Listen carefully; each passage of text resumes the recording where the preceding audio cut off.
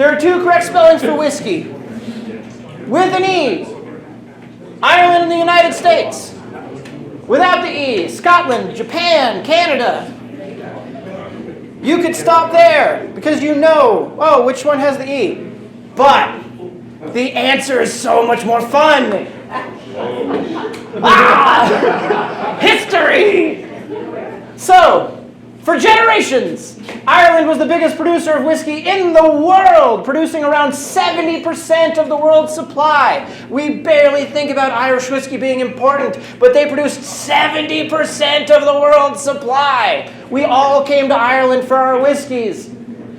Dunville's was the most popular Irish whiskey brand at the time, made by the Royal Irish Distillery of Belfast, which made about 2.5 million gallons a year, which we as a country could drink on our own.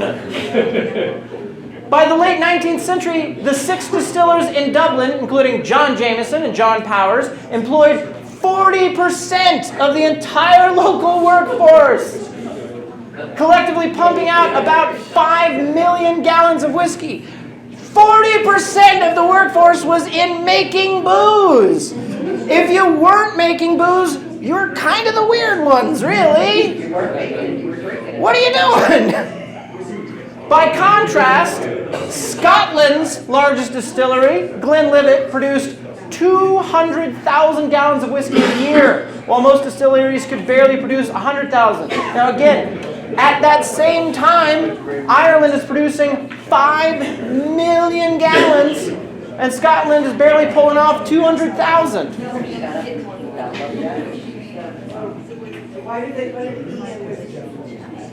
We're getting to it.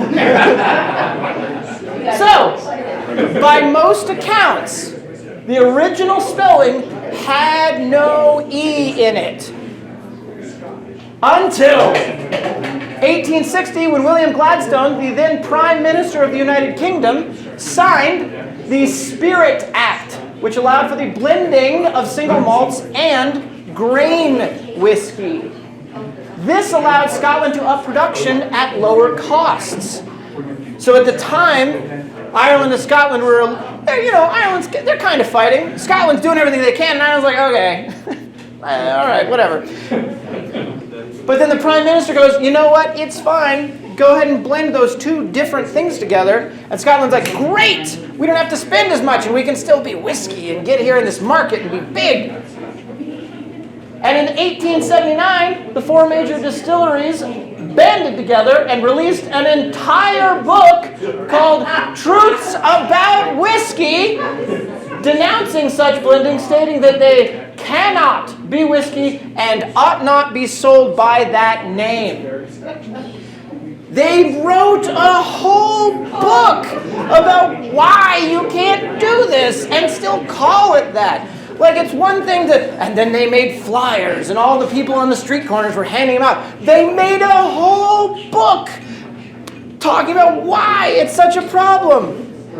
It puts your ex's long texts to shame. A book about it being wrong. And then in 1908, the Royal Commission on Whiskey and Other Potable Spirits, which, as I always say, sounds like the best title for a job ever. What do you do? Oh, me? I work at the Royal Commission on Whiskey and Other Potable Spirits. I want to hang out with you. They declared that blended whiskey could still be called whiskey. Over the course of the 19th century, most Irish distillers started adding the E to differentiate themselves from the low-quality spirits coming out of Scotland. They added a whole letter because they hated being associated with the Scottish. Because most of the people that knew how to make proper whiskey in this country came in from Ireland.